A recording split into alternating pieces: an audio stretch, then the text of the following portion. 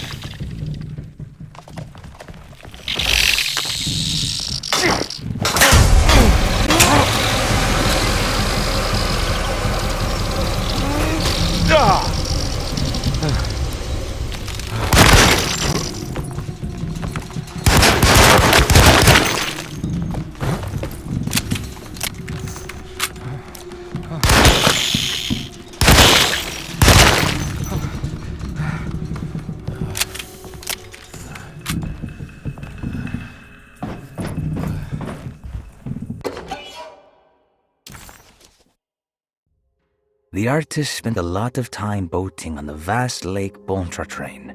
Poetry, painting, photography, everything seemed to become better by the shimmering water and the opalescent sky. One night, as the sailors returned to their settle, they found a masquerade ball taking place. It must have been Perosi and Nora who invited their friends from the theater. The sailors quickly fashioned masks out of plaster of Paris and joined the festivities. They enjoyed themselves for hours before realizing time was not passing, nor could they find their friends. As they began to worry, they demanded that the guests unmasked, but they could not, because they were not wearing any masks.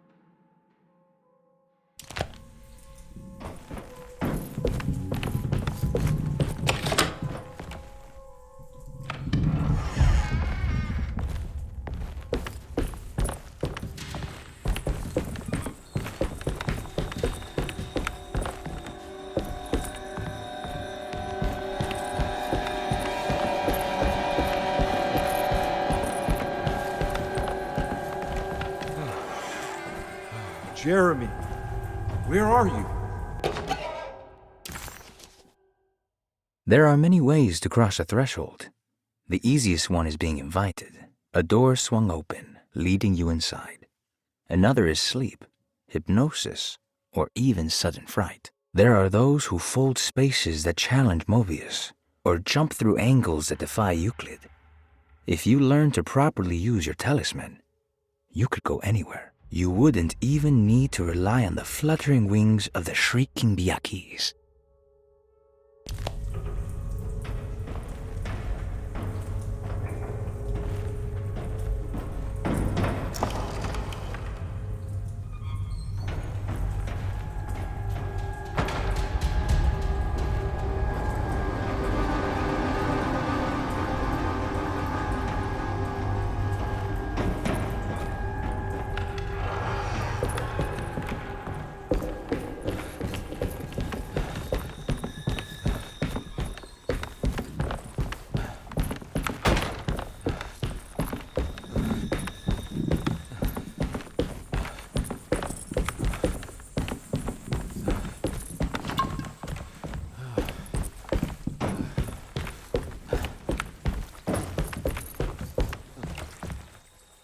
The winch is powered by electricity. I need to find a way to turn it on before I can use it.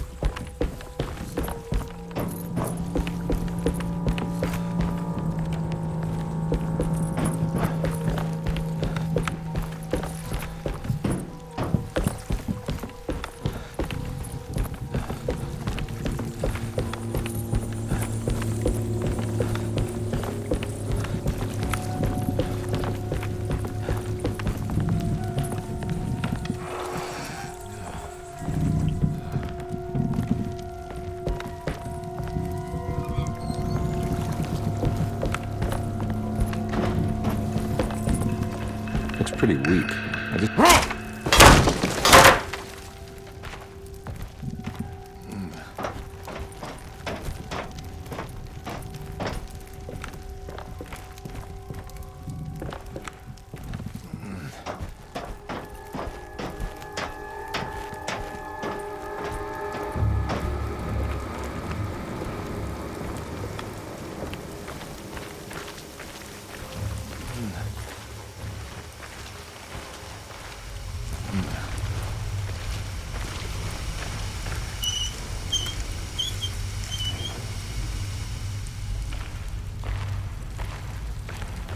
This definitely needs fuel.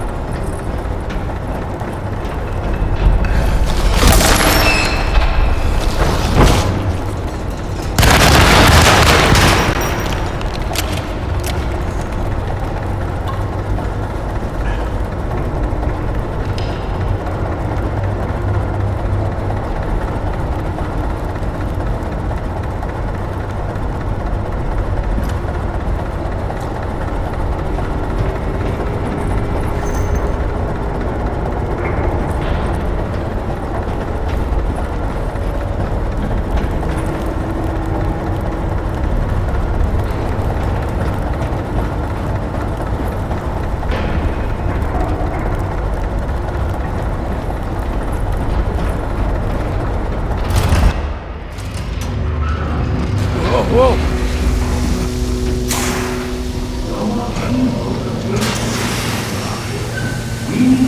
I'll try. tell me what happened in the attic. I put a rope around my neck, and then I strangled all life from my lungs. Are you under the impression that you died? Yes. No. I was supposed to die. What does that mean? That you were supposed to die? I'm the catalyst. I had to die to make the story happen. What story? What are you referring to, Jeremy? 30 years ago, Frederic needed me to die. You're not making any sense, Jeremy. Come back. Find your focus. Hey! I cheated everyone.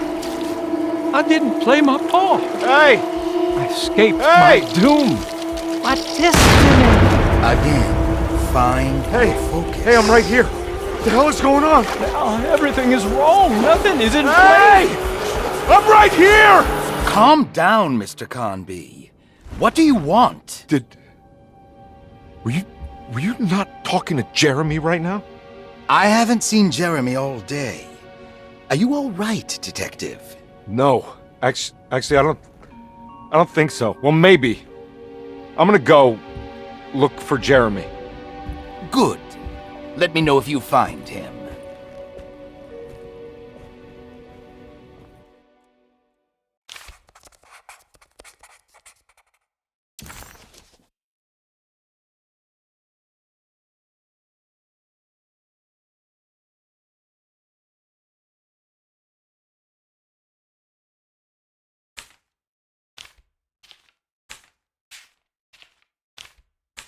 The steamboat was a hideaway that Jeremy had built over the last few days. Having seen his memories extracted and expanded into physical realms by the Dog Man, his unconscious mind had decided to take the chance that Jeremy could manifest a world in secret, a world that wasn't sanctioned by the Dog Man.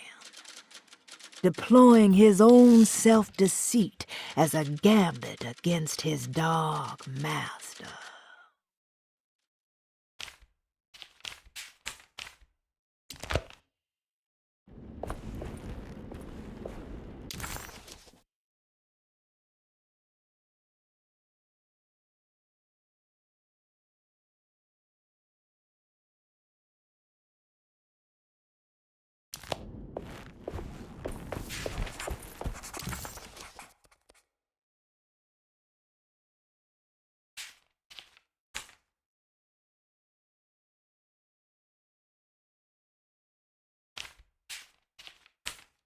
It wasn't clear to Detective Conby that he had actually accomplished anything, but he had the distinct feeling that he was making progress.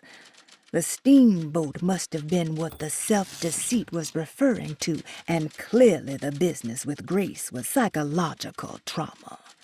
Out of the 3 steps on the Dog Man's contract, only one thing seemed to remain: temper-manic behavior. Conby was getting sick of guessing. It was time to pay Dr. Gray a visit in his apartment.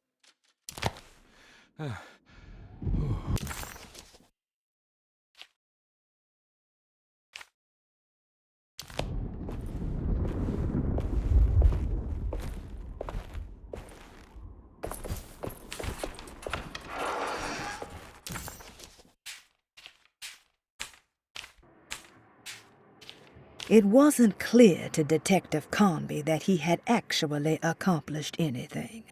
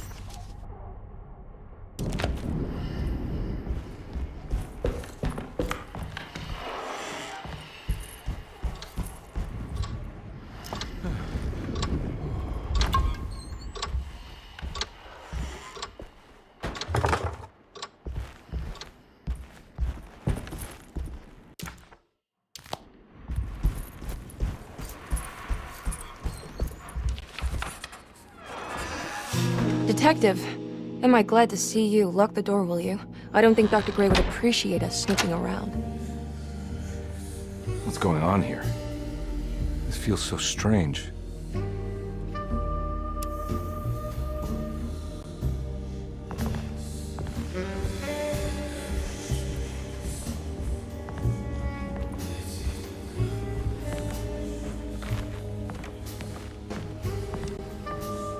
Have you found anything?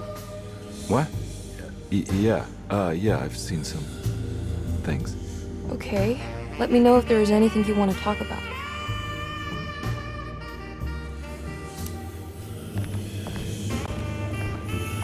There's a book missing.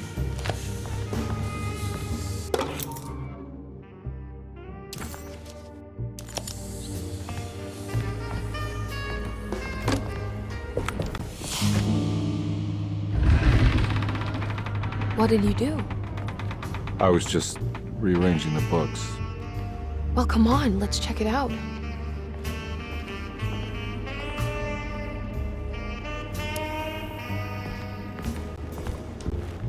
I think I'm beginning to understand. Dr. Gray is dealing with some kind of mass delusion.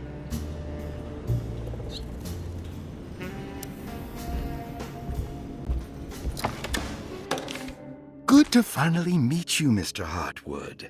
I'm here on the behalf of your brother Philip. You were expecting me, weren't you? Yes. You're from the Seattle, no? That's right. I just wanted to ask you a few questions to see if there is anything I can do to help you and your family. Okay. I understand you're full of imagination. You make up a lot of things. I suppose. And you obsess over them, blurring reality and fiction. Sometimes. Do you want to tell me about the Dark Man? No, I don't. That's all right. Perhaps there is something else you can tell me. Something you know to be made up, but you hold dear. Juan? John? Who's John? No, Juan Luis Jorge. Oh, wait there a moment. Here, take a look. Is he... Oh, he is the author. It's a magnificent book. Life-changing even. The real Juan is long dead, but I like to think of him as my friend. My most beloved friend. I see.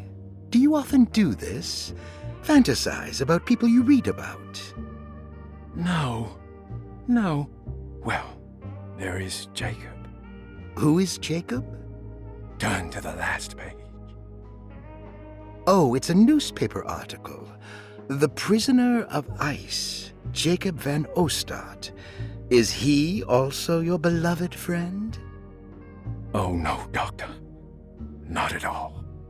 He is the fire that fights fire.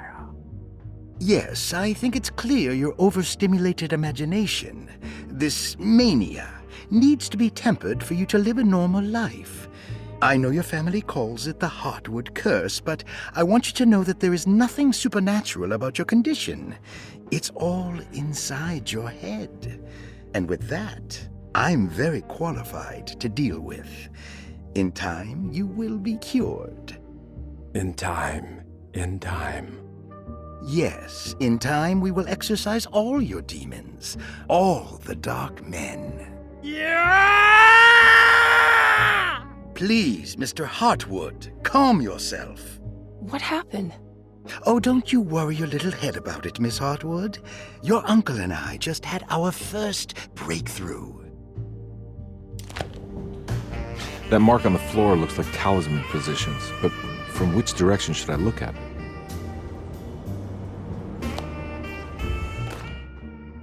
This dagger, a monograph by Yael Klein.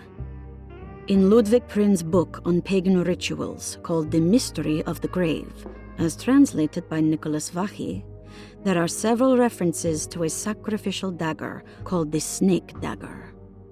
It has long been thought of as a poor translation of the original text, that it would be more appropriate with worm dagger from the Latin vermis cultrum.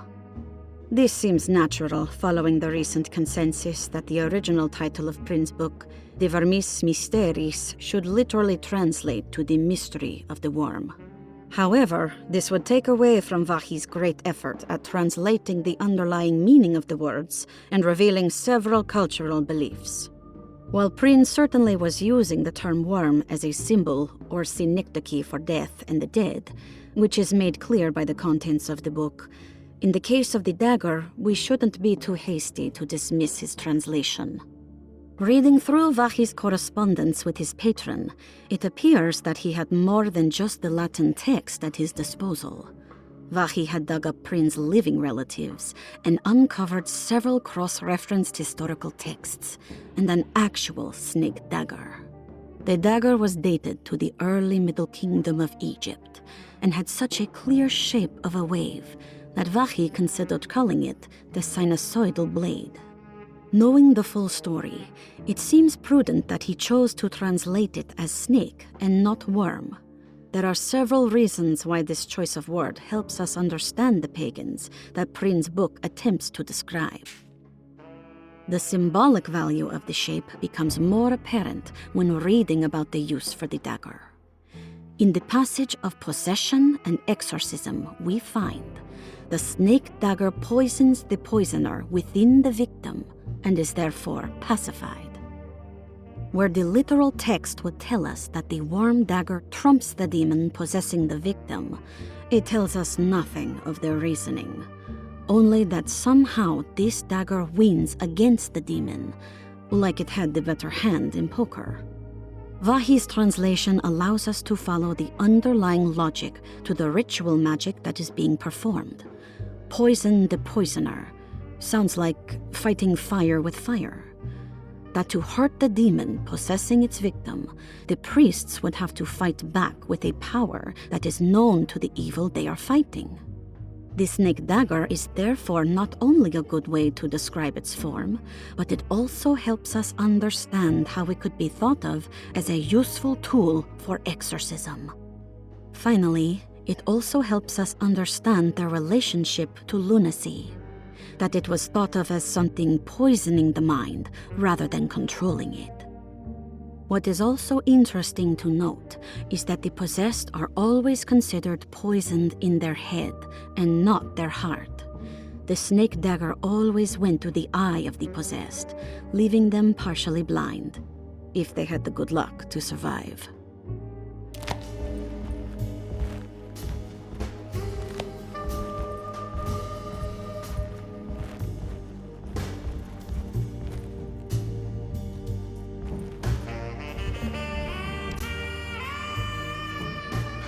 What were you saying about mass delusion? Derceto seems to have a deranging effect on people living close by. It has a history of creating cults devoted to some nature goddess. Even the name Derceto refers to the cult existing here before the Civil War.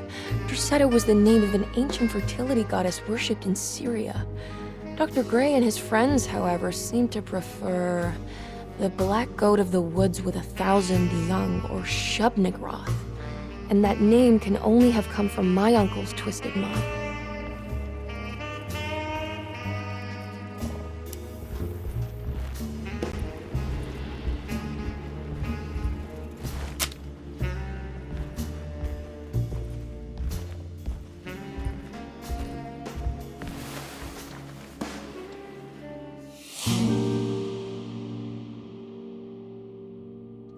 Huh. Has that been there this whole time?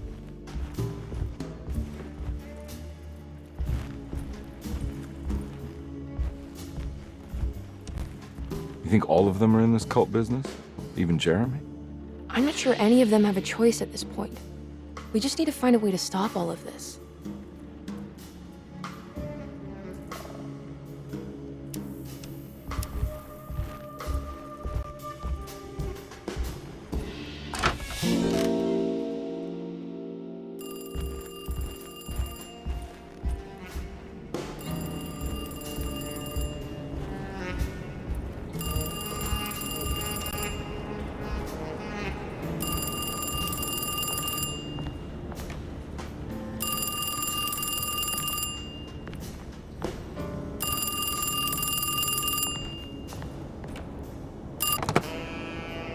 Hello? Detective Conby? Who is this? Jeremy? Jeremy is with the Dark Man. You can't save him. Well, I've done everything he wanted so far, and there's just one more thing on the list. I expect him to keep his promise and return Jeremy unharmed. Get out, Detective. While you still can.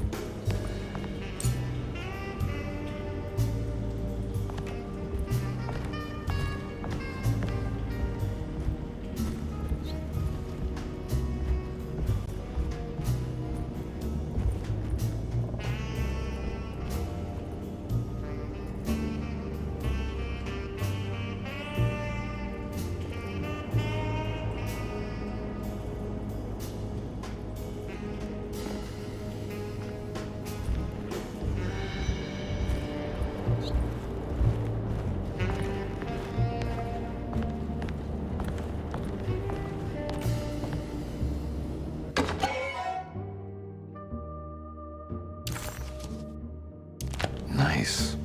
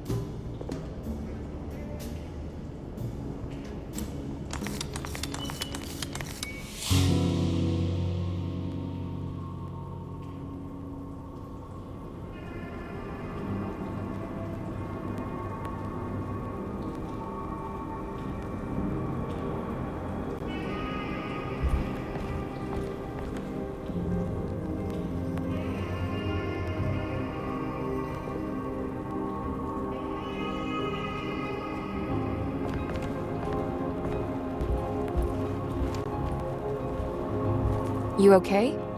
You look a little frazzled. Just stupid telephone. I know. I tried calling the police earlier. The telephone is completely dead. It's not... Yeah, no, the telephone isn't working.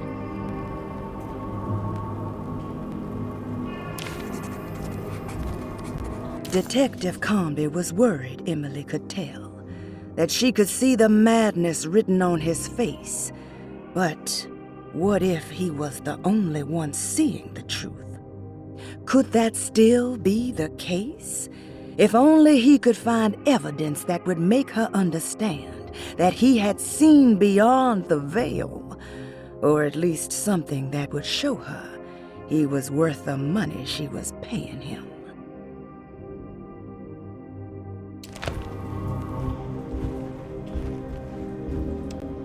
Miss Hartwood, I think you're gonna want to see this. Is there something in the closet? Yeah, there is. You don't see the very obvious gate leading to whatever Jeremy's madness is serving up next? I don't understand. Are you making some kind of fashion metaphor? I'm sorry, I don't have time for this. Can you just tell me what you're doing? You don't see this! It's fine. It's fine. Catch you later. Are you going inside the closet? Yeah. You got a problem with that? No. Do what you think is right, Detective. Sorry, I didn't mean to. Goodbye, Miss Hartwood.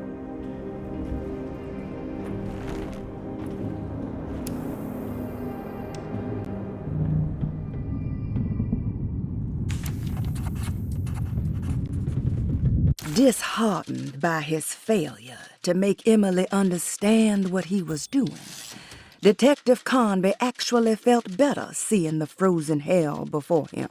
There was a finality to it. Its clear symbolic opposite to the dark man's desert made him realize this was the end. Soon it would all be over.